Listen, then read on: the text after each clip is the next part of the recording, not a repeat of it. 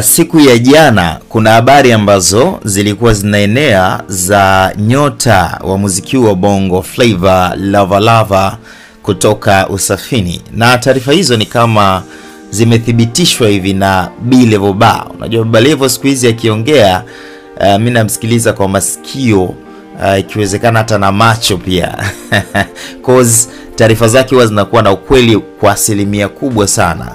Aliliongea la Mbosokan, kuna baadhi ya watu wakaanza kumshambulia, wewe sio msemaji, wewe sijui nini, lakini end of the day Mbosso ametoka, right? So siku hizi Baba Levo mimi akisema jambo na uhakika wa asilimia nyingi sana kwamba jambo hilo litakuwa la kweli, ya sasa lile ambalo linawahusu wale ndugu zake, cause yeye yuko close sana na boss wao, kama anavyojiita yeye ndo mtoto wa Diamond Platnumz.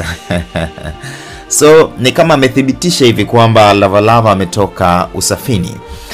Kupitia ukurasa wake wa Instagram ameandika, amepost picha Lava Lava, then akaandika thank you, akaweka emoji ya kushukuru. Safari njema mdogo wangu, una kipaji kikubwa sana, akamtag Lava Lava, na Watanzania watakuwa mashahidi kwa namna ambavyo mzee wangu Lukuga alikipambania kipaji chako kibadilike kuwa pesa. Kafanya kila namna ikiwemo kushirikiana na wewe kwenye nyimbo nyingi mno.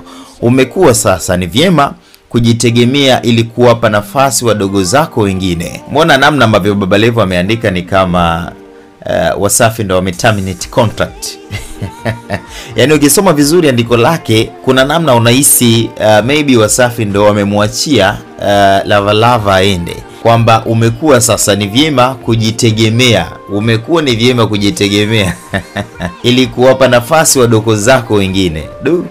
Kumbuka tu contract ya Lava Lava ilisemekana kwamba inaisha mwaka huu 2025, so huenda imekushaisha na Wasafi hawajataka kuongeza mkataba naye.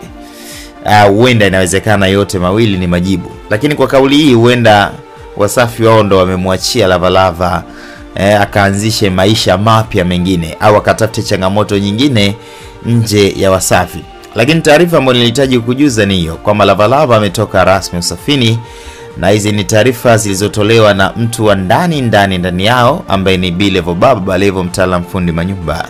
Maoni yako ni yapi? Niachie maoni yako hapo chini kwenye sehemu ya comment section. Mr. M. Simba, hayo ndo majina yangu. Bye bye till the next time.